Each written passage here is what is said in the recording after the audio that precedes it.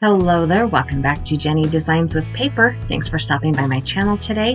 I'm working with a card kit as I work through all of the new products I've been collecting. So get comfy and let's get crafty. So today we're working with the Hero Arts February 2026 My Monthly Hero card kit. So it comes with a whole bunch of different things. We've got dies, stencils, cardstock, all the things. So again, this is February 2026. And the first item in the baggie is a layered stencil set. This has 4 different stencils and it creates this stenciled floral background. The next thing is the layered dies, floral dies, and it makes a little bouquet. There's even a little bow in there. It has a little bow you can tie around. And then it has a stamp set with bunnies and flowers. It's an Easter spring and it comes with coordinating dies. The cardstock colors are alabaster, and then I'm trying to put them in the same order as they are on the card. Then beeswax, then chiffon, Bellini, coral, carrot, then there's mint in here somewhere. So that's not mint. That one is rainforest. That one is fern. That one is mint. And then cascade is the light blue. And I'm sitting here trying to figure out which order these are supposed to go in. But all right, so I'm going to zoom through some things. There's lots of stuff that is not included in this video. I did not include any of the coloring. I did not include any of the assembling of the die cuts. But I did want to show you that I could lay out the entire stamp set on a half of a sheet of 8 by 11 inch cardstock and stamp it all at once in my Misty. This is Nina Classic Crest Solar White 80 pound cardstock, excuse me. And I am using Honeybee Stamps Intense Black Ink because I don't have a Hero Arts Intense Black Ink that is Copic marker friendly. I did stamp it 2 times because it is a new set of stamps and sometimes there's residue from the manufacturing process that you just have to stamp off once and then they're perfect and clear to go, or good to go. I'm using the sleeve on my hoodie to get even pressure around that. So here everything's colored and I picked Copic marker colors that kind of coordinate with the cardstock, and I will put those Copic markers in the description. So I have a piece of, this is part of the alabaster. No, this is just plain white cardstock. And I wanted something besides plain white, so I grabbed a blue ink cube from Concord and Ninth and did a little bit of ink blending in the center.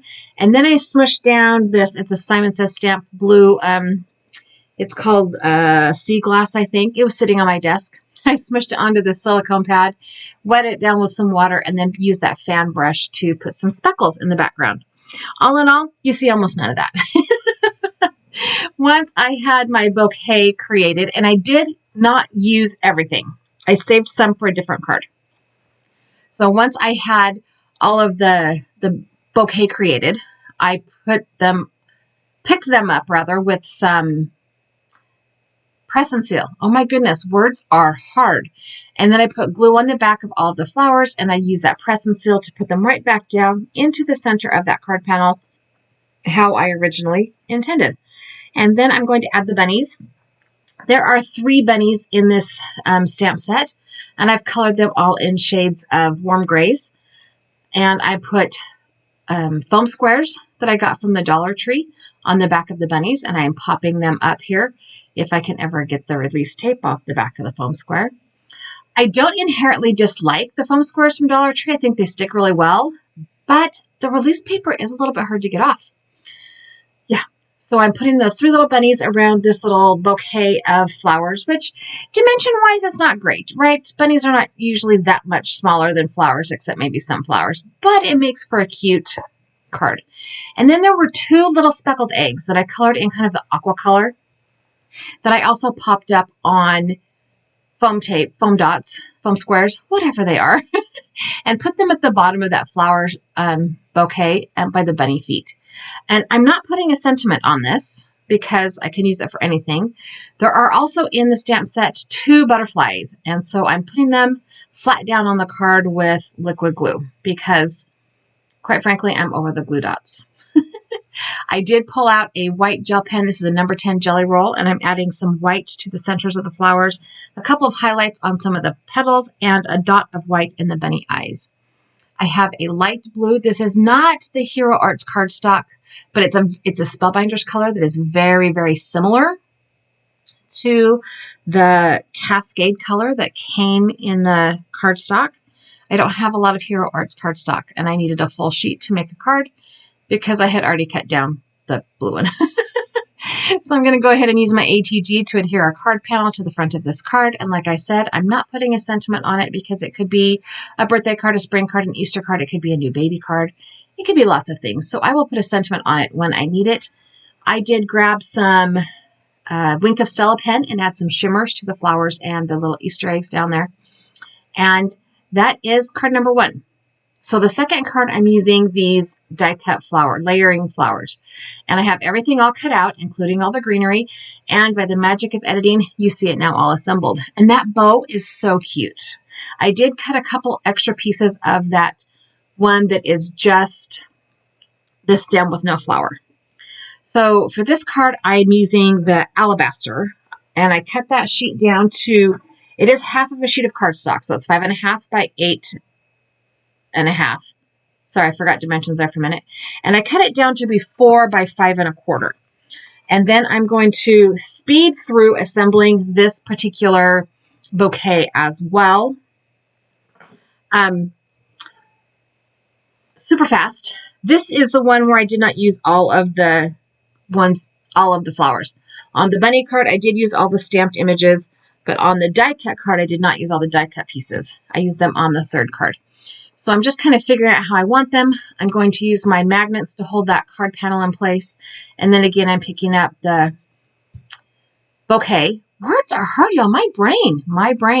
We're calling it menopause fog because I can't remember things. Oh my goodness. I told my friend yesterday on the phone, I said, we went from having sleep exhaustion fog to menopause fog, and it is not fun. So, okay, I'm going to add the bow to the bottom of this bouquet, and that kind of helps make those stems look like they're a little bit more united. And in the stamp set, there are a number of sentiments. There's Easter, spring, and then this thinking of you. And it die cut in one piece, but then it came apart, and I kind of sort of think it was designed that way on purpose, because the thing holding the thinking and the of you together was very tiny, and it literally just came apart in my hands. So I decided that was actually better because I did not want to put foam tape on the back of this teeny tiny sentiment, and that was the only way it was going to go over those stems. So by stacking it, I got to put it right there in the bottom of the card panel. So I'm using a white card base. This is a pre-cut and folded card base that I have in my stash. And it probably came from Amazon, or Michael's, or Hobby Lobby. It was just what I found in my stash when I was organizing things the other day. So I am going to go ahead and center this card panel onto the front of that white card base. And this is card number 2. And it does have a sentiment on it. The third card is going to be the ink blending stencils. And this one is also sped up. I think this is sped up like 8 times normal. Because I'm using the other half of that, so a quarter sheet of cardstock, I can't really use the registration marks that are in the 4 corners of the stencil. So I put a little bit of washi tape on the corner of the first stencil on top of I'm using the Simon Says Stamp Positively Perfect Craft Tacky Mat. I think I got those titles in the right order. And that way I can line the stencils up with that washi tape. So I'm using Simon Says Stamp inks. I used 2 colors of green. I used beanstalk and fern for the greenery. I used duckling for the yellow, and then coral reef and rosy cheeks for kind of the pinks and the corals.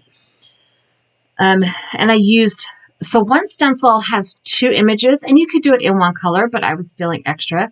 So I used 2 different colors ink and used a smaller ink blending brush.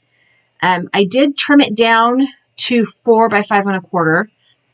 And I just trimmed right up along the edges of the stenciled image. There's a little teeny tiny, border on one edge, but that was more accidental than intentional. So I went ahead and trimmed this down, and it did come to be about 4 by 5¼ inches.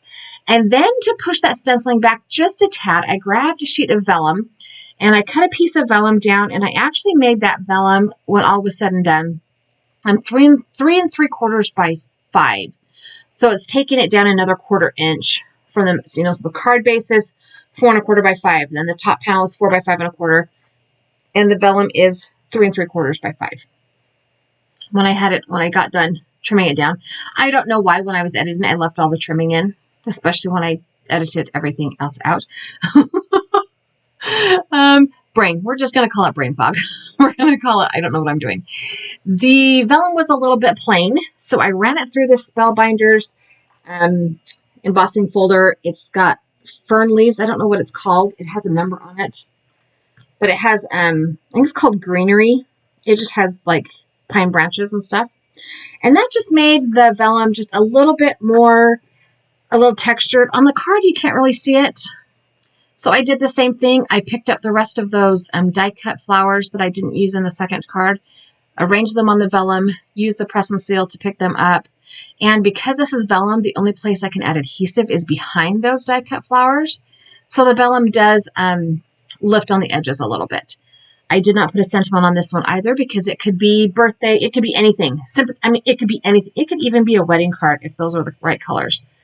So I'm just going to go ahead and add this to a card base. Again, it's one of those pre-made card bases that I found in my stash. So we're going to take a look at all the 3 cards real quick. So this is the stencil card, this is the die cut card, and then this is the stamp image card. And then we're going to zoom in just a little bit so you can see how cute they turned out, because I think this is an adorable card kit. And it is so versatile. It's not just Easter and springy, like Mother's Day, sympathy, weddings. It could be used for tons and tons of things. So thanks for hanging out with me today. I hope you enjoyed the video. I have a couple of other videos here I think you would like. I've also added that subscribe button. If you have not yet subscribed to my channel, I would love it if you did. Leave me a comment down below. Tell me what you think about card kits in general. Be safe, be kind, be warm, and have a really fabulous day.